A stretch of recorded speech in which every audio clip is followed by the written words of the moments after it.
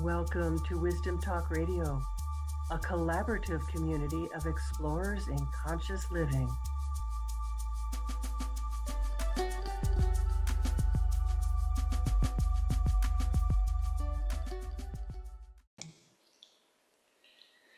So tell me, what gets in your way of moving forward with your plans and desires in your life? When you recognize that there actually is something, and then you start to take a clearer look at what is that? Often what shows up is something that you're holding tightly to, something that you're scared to let go of and maybe don't even realize that you're holding so tightly to. Might be a relationship, a career that doesn't inspire you. The problem is that once you know that there's something holding you back, and once you start to see what it is, you can't unsee it. You can't unknow it. And that's where letting go comes in. And my guest today knows a lot about this. She will show you the magic that happens in letting go of what no longer serves who you truly are, the fullness of who you are. Welcome to Wisdom Talk Radio. I'm Laurie Seymour, host of Wisdom Talk Radio and CEO and founder of the Baca Institute, home of the Quantum Connection Process. You can head to the Baca Institute to discover your quantum connection with your own inner guidance by taking the Quantum Connection quiz. You'll find out your style because we are each designed to connect directly with Source in our own way. And that each of us have a different kind of operating style to do that. One that's, a little more pronounced, a little more fleshed out for you. But that tells you, okay, here are my strengths. Here are the superpowers aspect of me. And then it also shows you, what is it that I need to learn more about? What is that I need to perhaps develop more in order to have this sustaining connection with Source? And because you know what? When you align with your inner guidance at a level that's deeper than you ever thought possible, that truly is the secret to creating what you truly want in your life.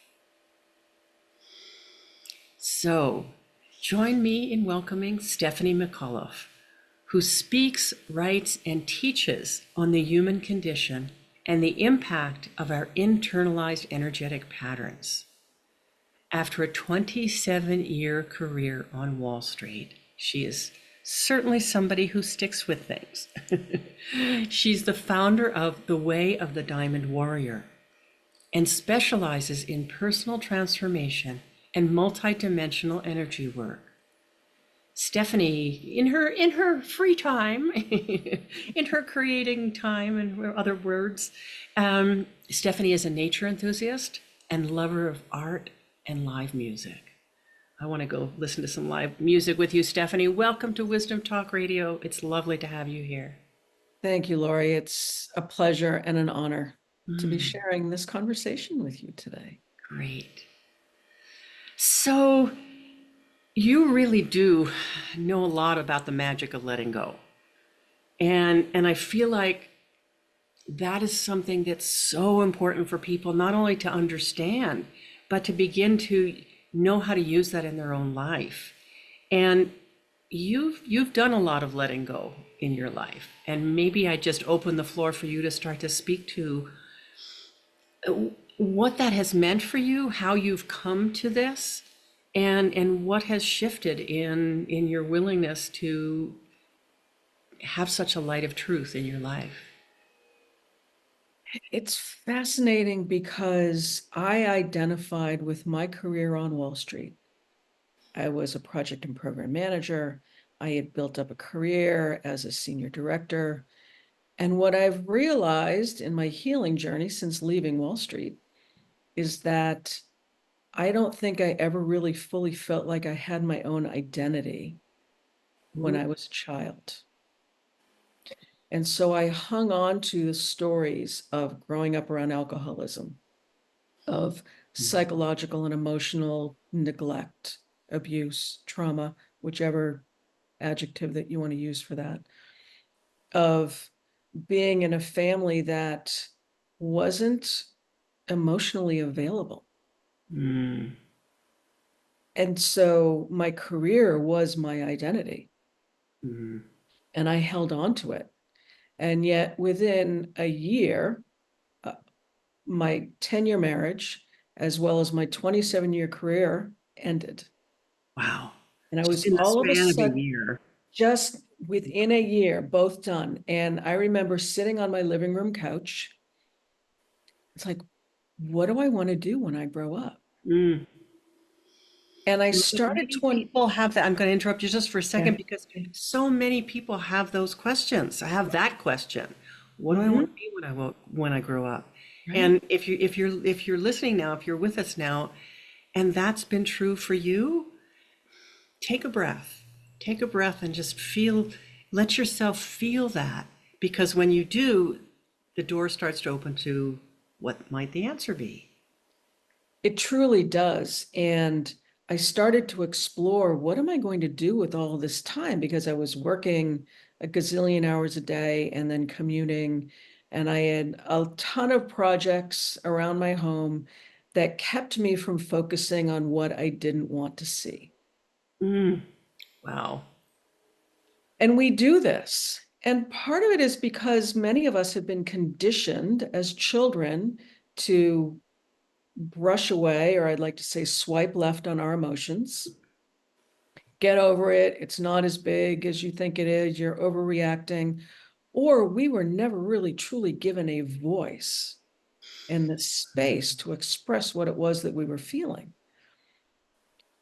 And this is where we start to look to the outside world to define us. Mm-hmm. And this is part of why I was so connected. I held on to my career almost like it was like a sword. Oh. And then I had to decide, who am I when I decide to let go of that sword, when I decide to let go of those stories, Mm-hmm. to discover who I am underneath all of those layers that I had built up internally. Mm-hmm. Mm-hmm. And I'll never forget one of the first coaches I worked with on the first group call asked the question, how do you want to feel? Not how do you feel? How do you want to feel? And those are two very different things. Because most of the time, when someone asks you, how do you feel? It's based on an external something. Mm-hmm. Person, a situation, your job, your partner, the weather. How do you want to feel is an inside question to answer. And when she asked that question, it broke me open because I realized I couldn't answer the question. And I find this in the people I work with as well, is they don't know how to answer the question because they were never asked and they were never taught. Mm. Mm. So if you don't know the answer, if you ask that of yourself, it's not because there's some failing. It's simply you didn't have the space to ever entertain that question. Is that what you're saying? Yes. And so with the end of my career and my marriage, I had this space to discover. And I went deep into the journey of really healing, not just mentally, and because it's not all just about mindset. We need to also heal the energy that it's like swallowing a bubble.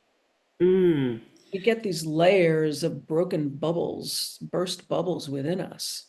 And part of the healing process is also not just seeing something, like you said, the awareness. It's also clearing the energy of these things. So I know that's a big focus really in your work is about clearing the energy. Mhm. Um, and I'm wondering if that asking that first question and beginning to be with it, what do I want? How do I want to feel? If that in a way starts that is part of that healing process. It's not just I suspect that starts to untangle some of the energy just in the asking of that question. Does that make It sense? does. Yes, it absolutely does. Because if we weren't really truly given the space to be curious as Mhm. children, We have to teach ourselves how to be curious as adults. And Yes. curiosity is where we get to play in the energy of a limitless universe, Yes. right? We don't have to be in the little box in the story that was created for us with the labels of you are this or you are that. And Yeah. it's fascinating as well, is part of this letting go is of letting go of the expectations from family of who and how you're supposed to be. And that, in my world, that's not healing in the way that we sometimes think of it. What I mean is, you're not describing a process where we have to go and excavate things. Mhm. You're really talking about, yeah, there's places we need to discover. I love that you use the word curiosity. That's a big word for me. Mhm. And in that discovery process, that starts to really reprogram you. It does. And when we have awareness, like you said, we can see the trail of breadcrumbs. And yet I feel like if we just go to an energy healer, which I love, and to feel better, what are we really healing if we don't know what it is? As well as just going to therapy, which I did for years. And I went to Mhm, Al-Anon mhm, because of the history of alcoholism in my family and of Al-Anon is for family members of. mhm. That gives you a lot of awareness. And There's I still that think other piece where it's still there as a pattern in your cells. exactly. And so this is where I think it's so vitally important to have awareness and clear the energy. It's not just mindset, it's not just energy, it's both. And it's the alchemy that we create. Yeah. And so, how does kind of stuck energy show up for people? Illness, headaches. I absolutely think that the breast cancer that I experienced was because of there were multiple layers that I connected with it, as well as our emotions run through certain meridians in our body, and the meridians run through organs. And so when we have stuck energy, a lot of fear is held in our kidneys. I recognize that from my days of working with acupuncture, and particularly with acupuncture theory, Mhm. traditional Chinese acupuncture Yeah, theory. absolutely. So, And so when we can identify how many people around in this world are walking around taking PPIs for stomach issues, for all of the things that they have had to swallow for how many years and haven't been able to express. yeah, yeah.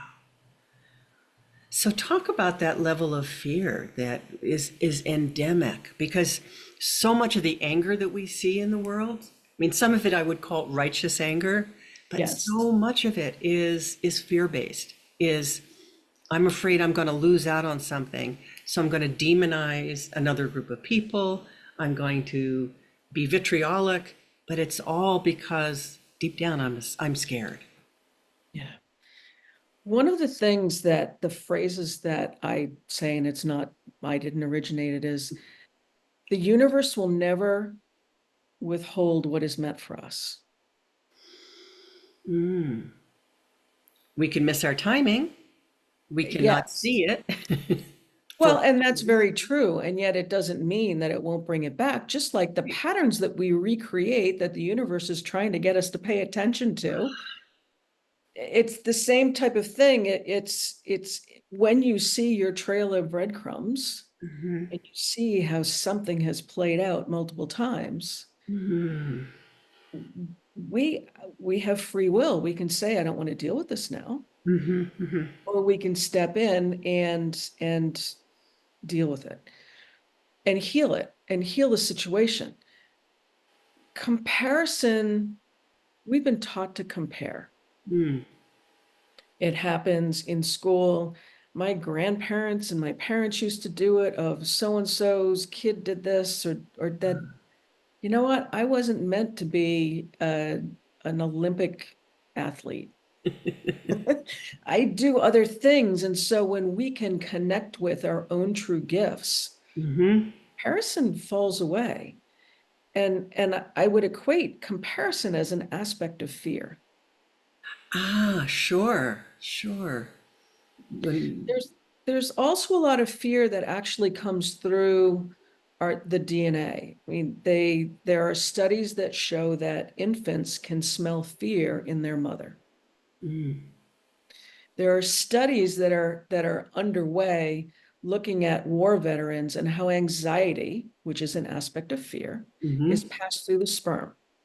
mm-hmm, mm-hmm, And we can look at the multi-generational, if you were to draw out your family tree, even just going back 2 or 3 generations, mm-hmm, and if you were to put an adjective next to each person, you may see how fear has played out. And that fear mm. all came down to us through the womb. Yeah. And how do you see that playing out in the way that people tend to want to hold on to what they already know?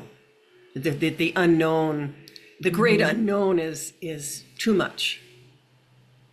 It's what I call the 7 letter C word, which is control. Aha. And it's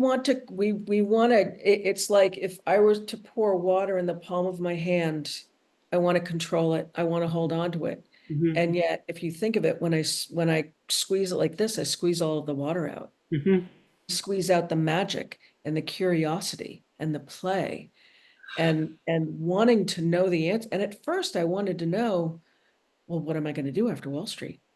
mm-hmm. And how am I going to do this? And how am I going to do that? And I wanted to grip life by Yeah. the hands and have all of the answers. And project and program management provided that for me for Of many, many years. course. I've lived in that world, so I understand. Yeah. So it's really been a process of letting go a little bit at a time and knowing that I am safe. I am not where I was when I was growing up. Mm. Doesn't mean there haven't been a whole bunch of layers of energy to clear Mm-hmm.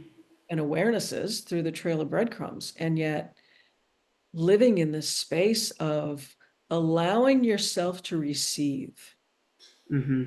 Mm-hmm. is allowing the water to sit in the palm of your hand and reflect up to the sky. Mm. And then it might reflect the clouds, it might reflect the sun, it could reflect any number of things. Yeah. And so it's a process, Mm-hmm. It's so a muscle interesting. that we build. Yeah. Mm-hmm. Well, I'm just reflecting as you're talking about leaving your Wall Street career. Um, when I gave up being a psychotherapist, Mm. which was certainly my identity, it was what I wanted to do. It had been, what had moved me for years. And because I started having other experiences, it showed me how quickly things could change, how much things could change. I couldn't still keep doing psychotherapy. Mhm. Everything had to change in me, but it was my issue for you, my income, and as I said, my identity. And there's something in that not knowing that also has an aspect of freedom to it. It does. It's that open door for curiosity.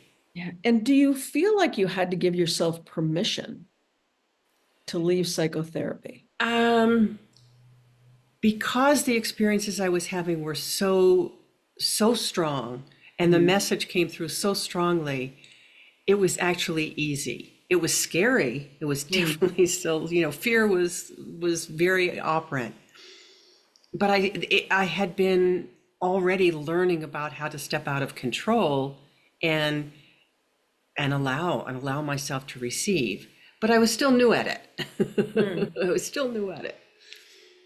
Because I feel like, and I've seen this a lot, it's allowing ourselves and giving ourselves permission to step away from what we thought we were supposed to do, Yes. Yeah. to open the door. And I remember I had gone to a retreat up in up in Canada and walked a labyrinth for the first time. Mm.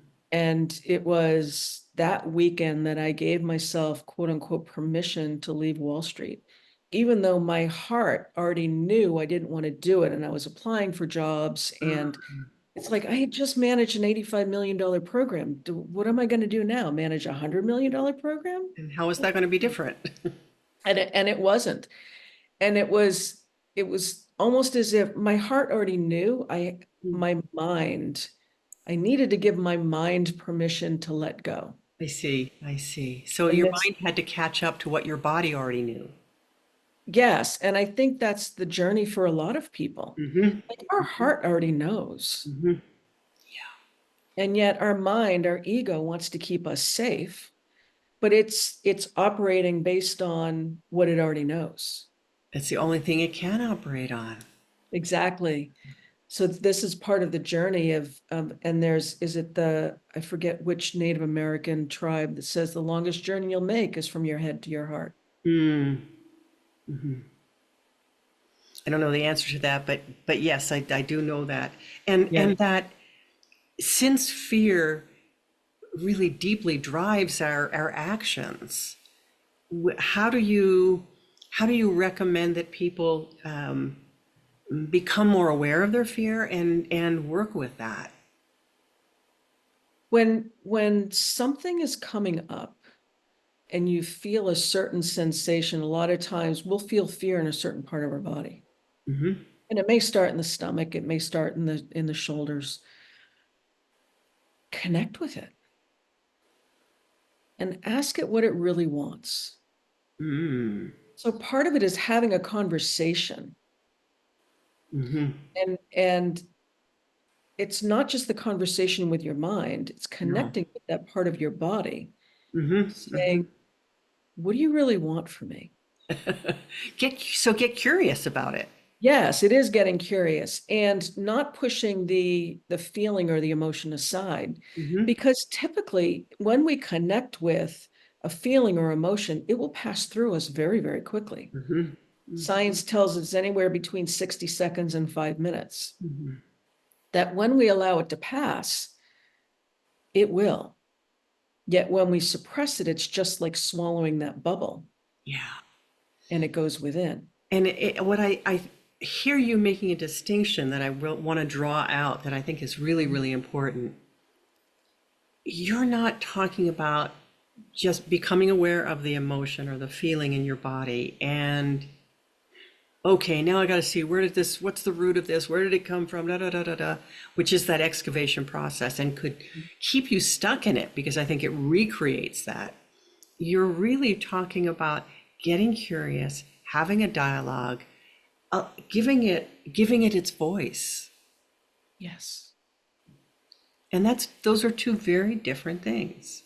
they are. And it's sometimes the voice that you didn't feel like you had when you were younger. Mm-hmm. So by giving it a voice now, even if you want to excavate a little bit, it shortens that process. Mm-hmm. Mm-hmm. Because you've said, I'm willing to listen. Exactly.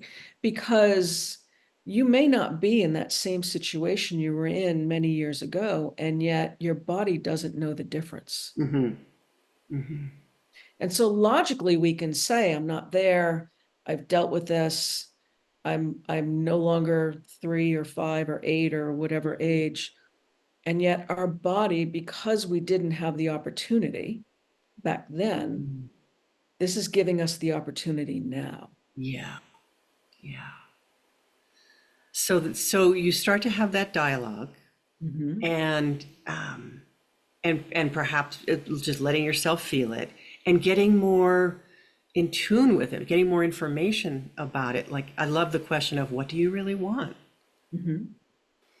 And then what? One of the things that I love is journaling, because journaling in and of itself, and this is pen to paper, this is not on a computer, is a somatic experience and Mm-hmm. practice in and of itself. Yes. You are moving that energy down through your arm onto the paper. Mm-hmm. And you can write in a stream of consciousness format where you're just not thinking. Allow the words to flow. Mm-hmm. And then you can go back and look, and there might be a nugget in there. oh, that's what this was really about. And then sometimes you can even take it further and have a burning ceremony with that piece of paper. And Ah. there's something very cathartic when you watch that paper go up in flames and turn into Mhm. ashes and Yeah. have all that energy go up into the sky. Hmm. Hmm. Oh, I love that, Stephanie. And we're talking about letting go, Mhm. and that's a kind of letting go because you're doing it symbolically. And That has, ceremonially, and yes, ceremonially, and that yes. has impact. That has an energy to it. And So, it's an honoring of the experience as well. It's mm, it's not a swiping left. It's not, you know, we could make up 100 different excuses as to mhm, not to do it. mhm, And yet when we honor our experience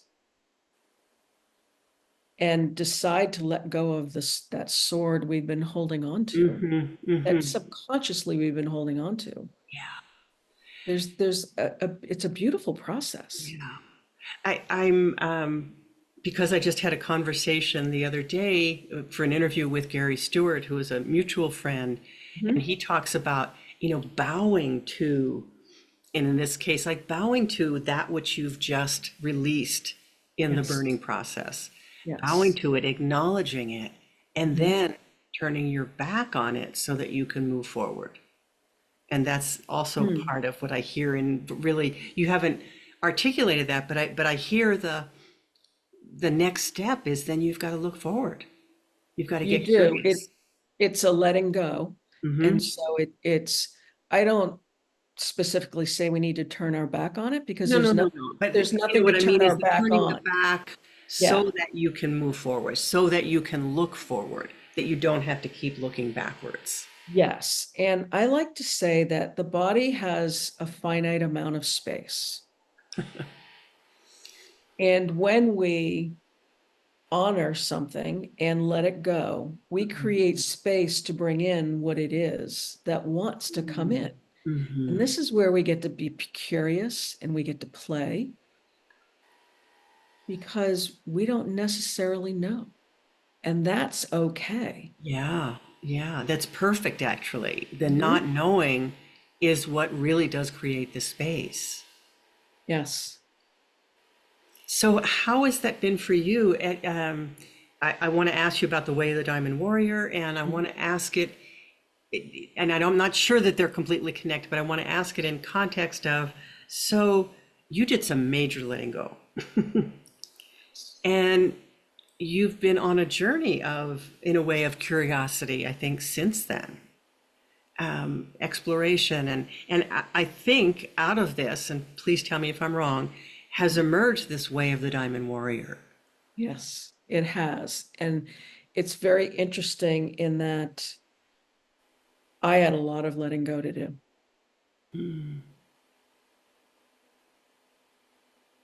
I blamed the world for a lot of things. I blamed people around me for a lot of things. And one of the key things to letting go is of letting go of the expectations that somebody was supposed to show up for us in a certain way because of the role they played in our life, Mm-hmm. because they were living out their own story. And I truly believe that we came into this lifetime with our life lessons already mapped out because we helped map them out before we incarnated in this version of who we are. Yes. Mm-hmm. So it's been an incredible lesson of what I would say is freedom Mm. because I had a lot of stories. I had a lot of boxes. I had a lot of anger. And I want to say that anger is a very healthy emotion to express Mm-hmm. because if we haven't been allowed, anger Mm. is never expressed in my household. Mm. And so getting in touch with that and allowing it to come up and come through, and that's part of the burning away. So the way of the Diamond Warrior is we begin on this journey of curiosity and discovery, and what is the story that wants to be connected with. Mm. We go into a little bit of the watery emotions of it. Mm-hmm. We start in the orange, which is our sacral chakra, which is where we hold a lot of our stored up emotions. Mm-hmm. We then go into the blue, which is the watery. What are the connections? What is the spider web that I have built based on this? Mm. Because we all have a spider web. We all have connections. And we're courting each other, and we've been courted hundreds, if not thousands of times. And I think that's a whole separate discussion for another day of Okay. courts. And yet then we go into the red area of burning away what no longer serves us. Mm. And then into green, which is our true north. Like, what is it that we want to call in now that we've burned away and we've created space? Mm-hmm. In the center is purple, which is us. It's our heart. It's our connection with spirit, where we are always guided. It's up to us to listen. Mm-hmm. Mm-hmm. So that's a very high level description Yes, of of the course, way but my career. but I really Yeah, appreciate that. So I know you just said we could have a whole other separate conversation, but could we touch on the courting that you just, absolutely. because I know that that's something that you also know a lot about and work with. Yes, I So do. maybe define that first. And I don't even call it cutting cords. I call it clearing cords. Hmm. So what do you mean by courts, first of all? An energetic connection. So Mhm. if I think about a person or a situation and I am still somehow triggered, Mhm. there is an energetic connection between myself and that person or that situation. That is probably the simplest description that I can say about cords. It is just like a piece of rope, Mhm. energy that ties me with another person. And that some way is inherent in that description that it in some way impedes you, in some way it's a block or Yes, not. because there are times where if I want something from someone, I may court them. Hmm. Someone wants something from me, they may be courting me. And I may be giving away my energy to try to get that person to do what it is that I want them to do. Mm-hmm. Or they may be pulling at my energy because they're trying to get me to do something. Mm-hmm. And in that way, they're also blocked because they're trying to control. So Exactly. anytime there's the courting of which you're talking, there is an aspect of control in there. Yes. So when we decide to let go of the story, Mm-hmm. we can clear the energetic cords between ourself and another. And I don't call it cutting anymore, because when I do cord clearing with someone, we're also clearing the parts that we still have. So it's not just about cutting a string. Right. Like if I cut my hair, I still have the pieces that are connected to my root. Mm-hmm. Mm-hmm. And so we're getting to the root of where this energy is, and we are clearing it. And we also clear it in all time and space and all lifetimes and all dimensions and in ourselves and in between ourselves. And I work with the Freedom. archangels when I do Freedom. this. And so there's it's multi-level. And when we no longer have that energetic connection, Mm-hmm. we're not giving away or having our power and energy pulled. Mm-hmm. So you're not tied, you're not being drained, Mm-hmm. you're not trying to control. So there's so many different pieces to that. And Yes. I deeply appreciate your shift from cutting cords to clearing cords. Mm-hmm. Because you may still be connected with the person. It may not be somebody that you want to actually let go of. Right. But how do you have a relationship where each person is free and clear and their own autonomous being, and there's freedom in the relationship? Part of this is seeing people as they are, not as we want them to be. Excellent. Mm-hmm. Mm-hmm.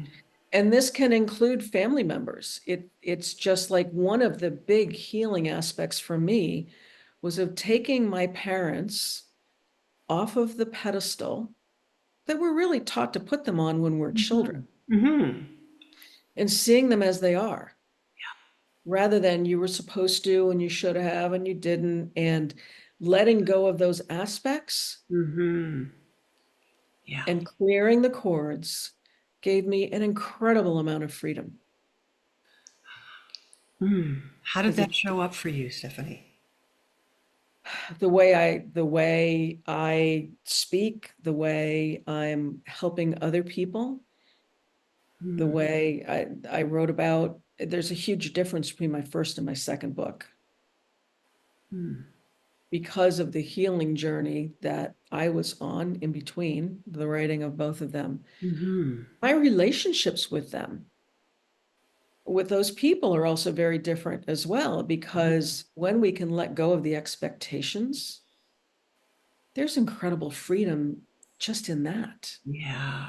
Really truly seeing people that are on their own journey, Mm-hmm. and it's not our responsibility to heal them or help them or tell them what they should or shouldn't do. Like, we can show up authentically as ourselves. And I actually have a quick story around this. Okay. A number of years ago, after my divorce, Mm-hmm. we all got together I'm the oldest of three. I have two younger brothers. And my two siblings and my mother got together at one of our brother's houses for Christmas. And I was well on my way for my healing journey.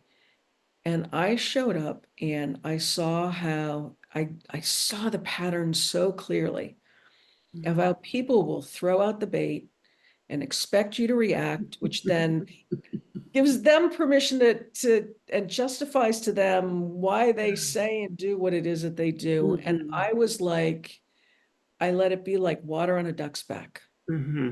You got to And watch the show. exactly, because we are all actors in each other's play. Yeah.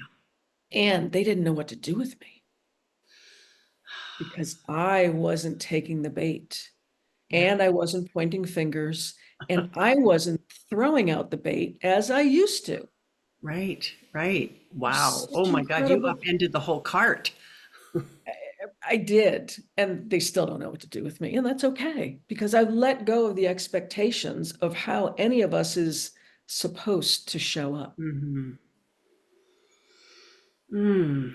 That's such a beautiful way to be. I mean, when you really feel into that and you do let go of any Mhm. way that you think you're supposed to be, and you're there present. You don't have to take yourself away. I mean, that's what I think people sometimes consider is, well, I have to cut all my ties.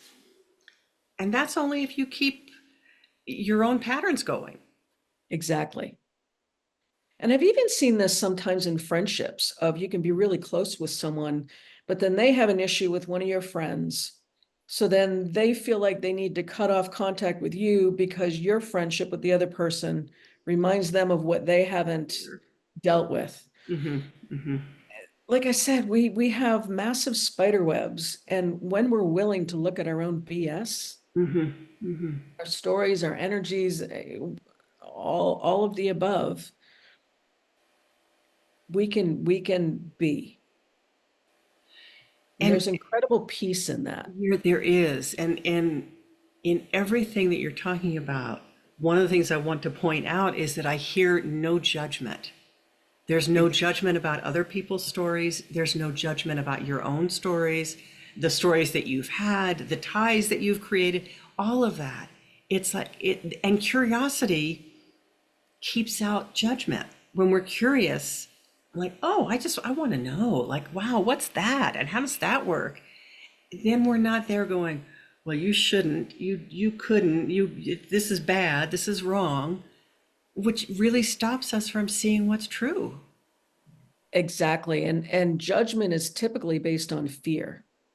Absolutely. Thank you for that. And Yes. none of us is perfect. And I still find myself judging things.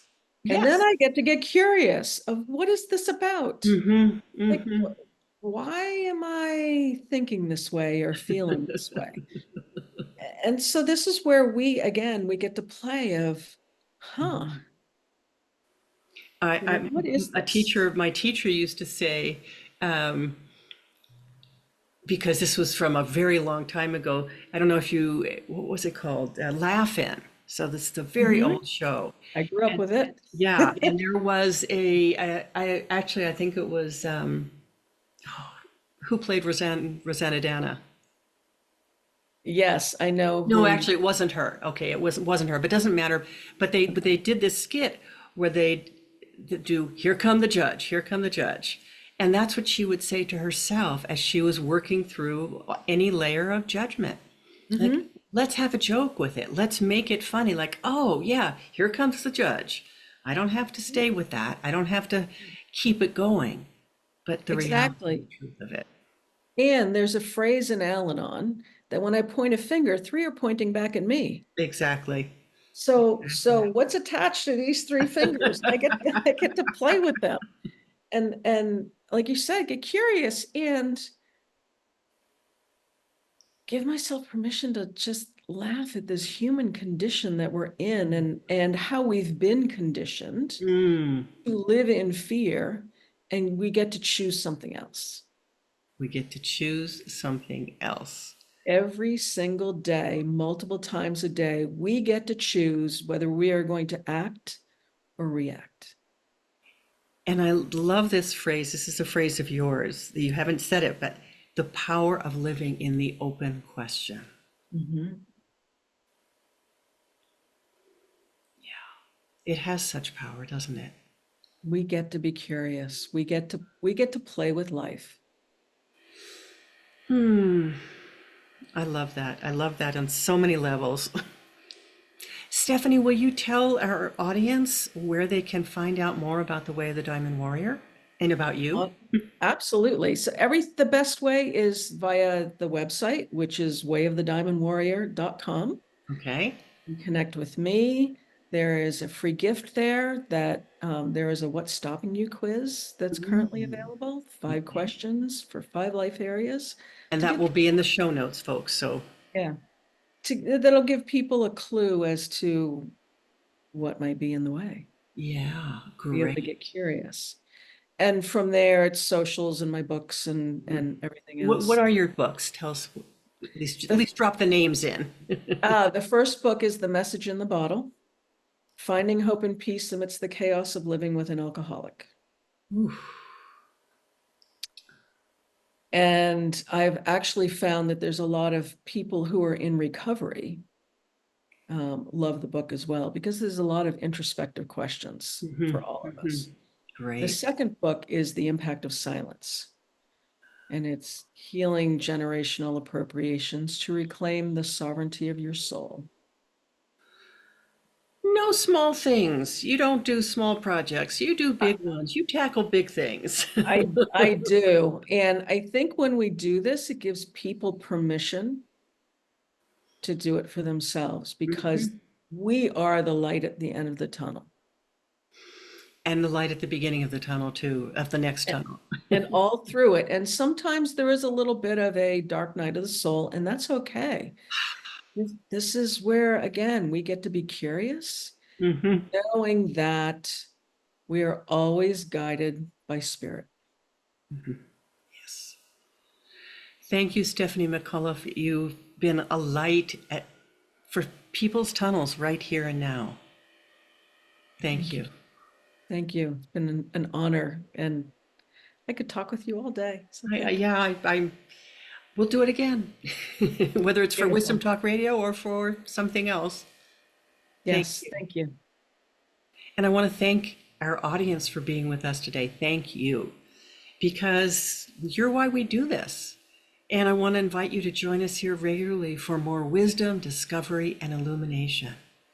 And if someone has sent this to you, know that you can find this podcast, first of all, anywhere you listen to podcasts. We're on all the platforms, as far as I know. We are also on YouTube, so you can find us there. And please do leave us a review if you've enjoyed this episode, because when you review us, that helps more people find what's happening here. It helps them find the kind of illumination that's here, the ideas, and it helps transform the world. So please do that. If you want to subscribe, you can do that as well. And if you want to know more about your own quantum connection with Source, your own inner guidance system, go to the Baca Institute and take the Quantum Connection quiz now. And we'll see you next time. Thanks for joining us here at Wisdom Talk Radio. We wish you well in your conscious explorations. For more information and to join in the conversation, our website is wisdomtalkradio.com or at Wisdom Talk Radio on Facebook.